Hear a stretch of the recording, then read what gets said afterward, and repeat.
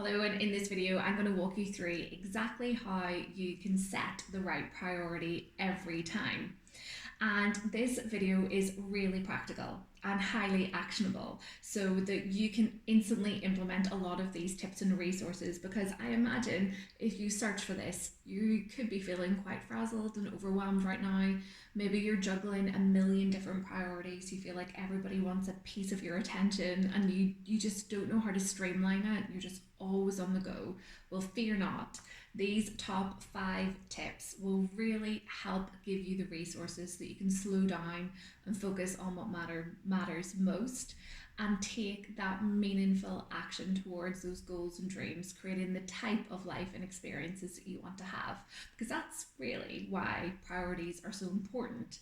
When we decide what we're going to prioritize, we determine the content and quality of our experience of life.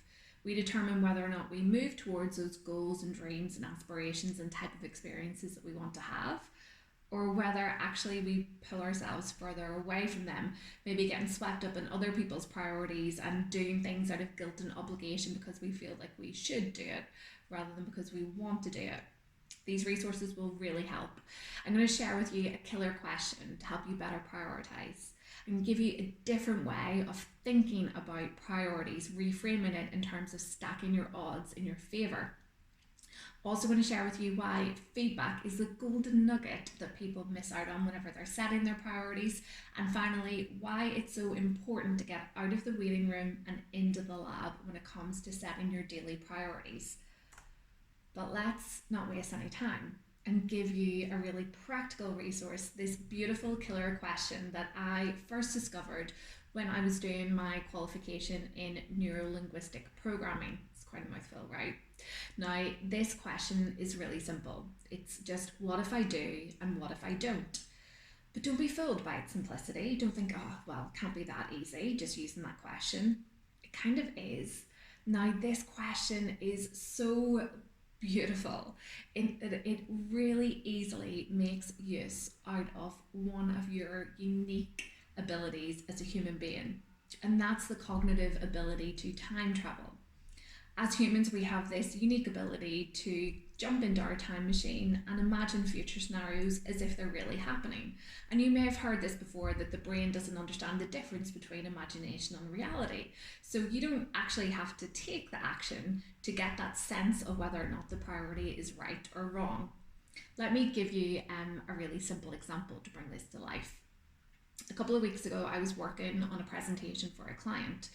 Now, this client was the type of client that I really wanted to work with, and I thought if I do a good job of this, perhaps it will lead to a greater chance of securing more work with them. But at the same time, I really wanted to go for dinner with my friends on a particular night when I should have really been working on the presentation. And I could feel throughout the day, you probably know this feeling of like this wrestle and match in my head between these two scenarios, and I could hear myself in conversations say things like, what would you do? Do you think I should go for dinner? What should I do? Oh, I'm not really too sure. I don't know what to do. It was such a waste of my time and energy, really. So I took a step back and I thought, okay, what if I do? What if I don't? So what if I do go for dinner? And I imagined myself out at the restaurant surrounded by my friends, and I pictured, how do I feel in that scenario? And actually the feeling was unexpected. I didn't feel relaxed. I felt distracted. I felt like in the back of my head was this niggling feeling that I should have really been working on that presentation. And I could get this sense of me struggling to listen to what my friends were saying, and that I couldn't really relax, and I could feel myself, rushing my food and, hurrying to get back home because, I should be working on the presentation. And that's not how I thought I was going to feel. And then when I imagined, okay, what if I don't? What if I decide I'm not going to go for dinner? As much as that sounds appealing, it's not the right time. What if I picture myself instead working on that presentation? And that instantly felt a lot more in alignment.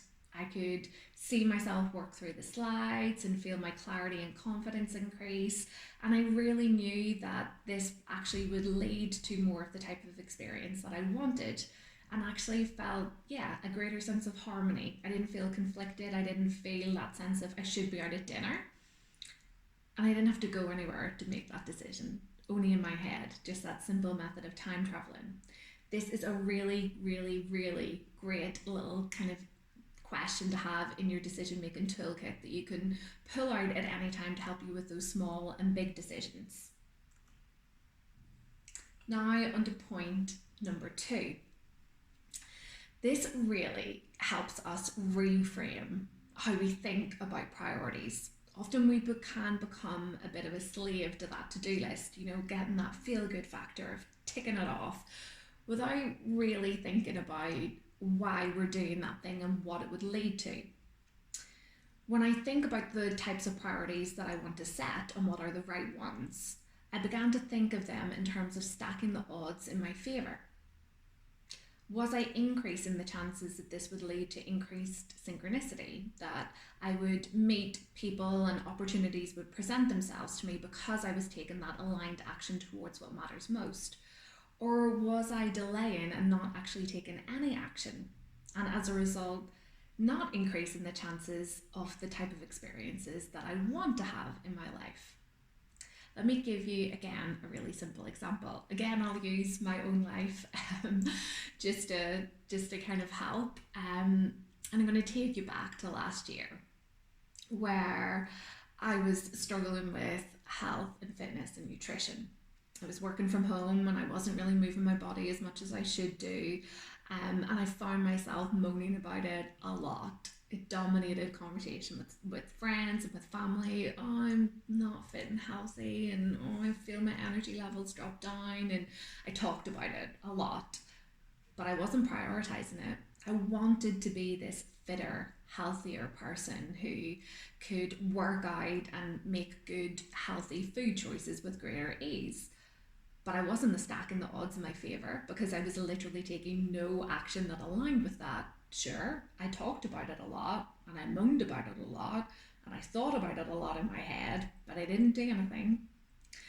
And then when I started to really think about, okay, well, if I take small steps, then I'm stacking the odds in my favour. I'm increasing the likelihood and the probability that I will eventually become a fitter, healthier person with greater ease. Kind of simple, and it applies not only to our leisure time or time outside of work, but also in our own work life. This has led me to make brave and bold decisions in my career where I've thought about my business and thought, what type of things do I want to experience? How do I want my business to look? What type of opportunities do I want? And equally, are my priorities aligning and stacking the odds in my favour of achieving that and increasing synchronicities, or are they not? It was this approach that actually led to securing my very first book deal, a childhood dream of mine that I never thought was possible. But because I began with a few small steps, like writing long Instagram posts and posting different blog articles and guest writing on different publications, that eventually I posted one particular post on Flow on Instagram, and an editor in New York who happened to follow me reached out and said, I love that post. I've been following you for a while. I've been reading your different articles. I think you're a great writer. Would you be interested in pitching for a book deal? Now, if I hadn't have stacked the odds in my favour, if I hadn't have taken that action, that synchronicity, that person wouldn't have had the opportunity to appear. Sure, she might have followed me, but she would have no evidence of my ability to write because I wasn't taking that aligned action. So think about when you're setting your priorities. Are the priorities that you're setting in line with the type of experiences that you want to have? Do they help move you closer towards those goals and aspirations, or do they pull you further away from them? Are you indeed actually maybe doing a lot of things for others out of guilt and obligation and because you feel you should, rather than doing what you authentically want to have more of in your life?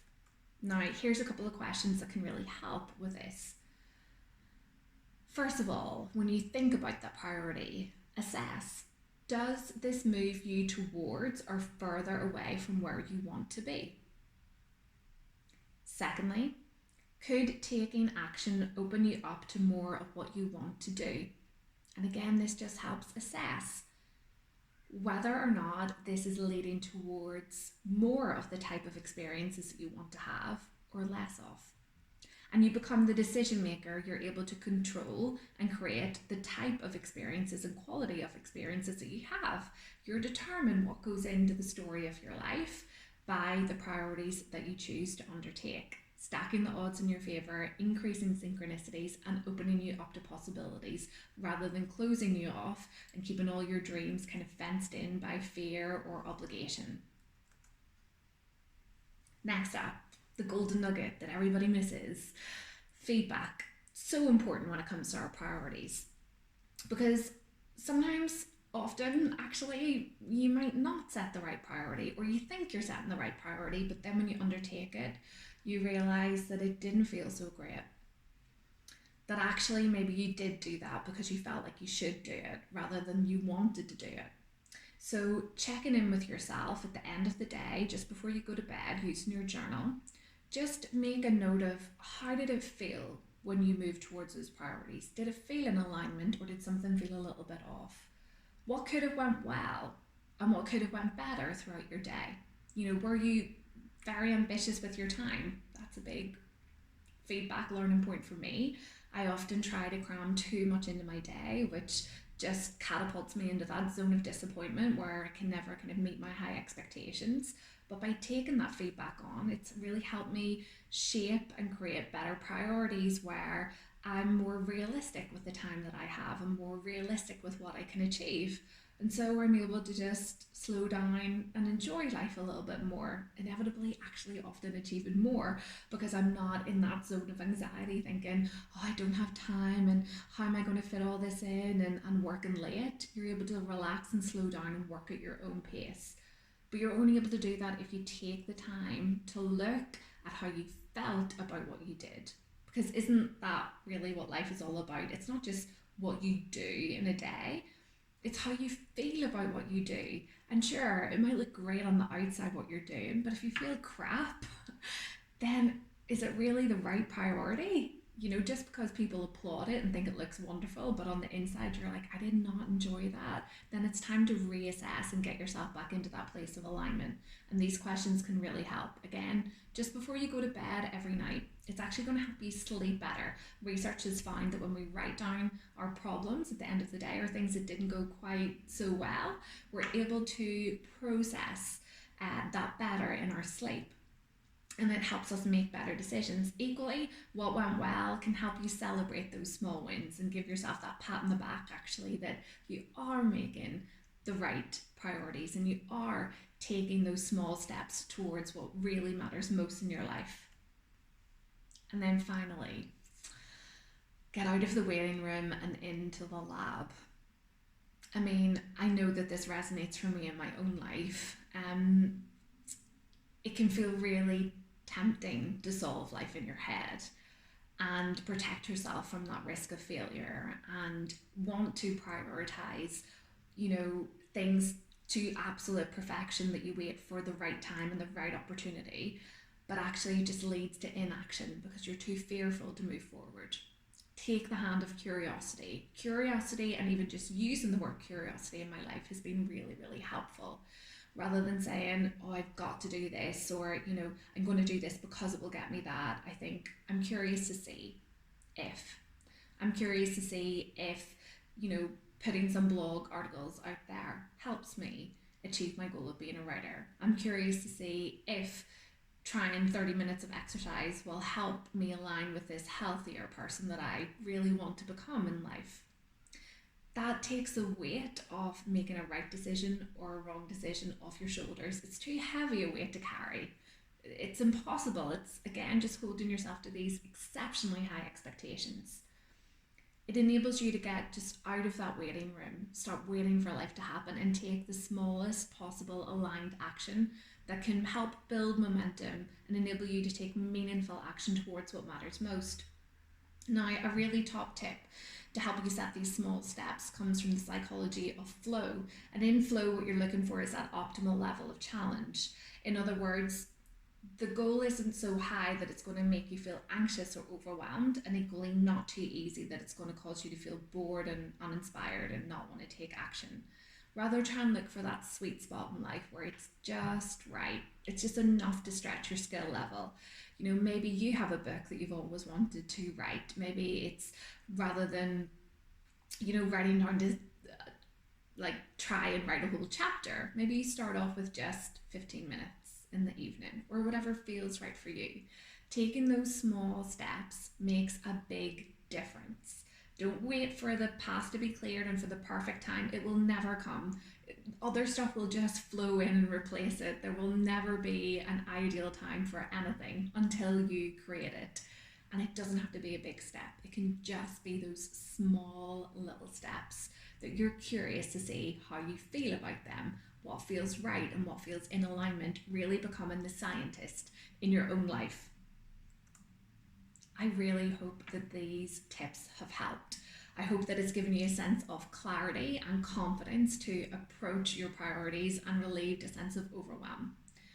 Especially in our busy everyday lives, it can be so easy to be swept up in the current of what we should do and be bombarded with not only our own priorities but taking responsibility for other people's as well. Give yourself permission to say no, to take a step back, to work out what do I want from life and then work backwards from that, assessing what small goals are in alignment with that so that every thought, every perception, every action becomes in alignment and you feel this increased harmony and serenity as you work towards what matters most. Focus your attention on that, and the rest kind of becomes just outside irrelevant noise. If you're curious to learn a journal system that can help you structure these priorities so that life can flow with greater ease, then you can read a copy of my book. FindYourFlow, thebook.com will give you a list of retailers and an overview of the world's first journal system for flow that's all based on proven positive psychology and is designed to fit really easily into your everyday life. Or if you want just like little doses of inspiration and tips and tricks, then you can head over to Instagram at the Power to Reinvent and connect with me. I would love for you to drop me a message. Let me know if you've tried any of these tips in the video or if you're using the journal system for flow. In the meantime, that's all for now. I hope you've enjoyed this. If you have a great tip, why not leave it in the comments below so that other people can read about it? Perhaps there's something that you do that really helps you set the right priorities. I'd really love your input and your feedback on that. So please let me know in the comments below. That's all for now, and I'll chat with you soon. Bye.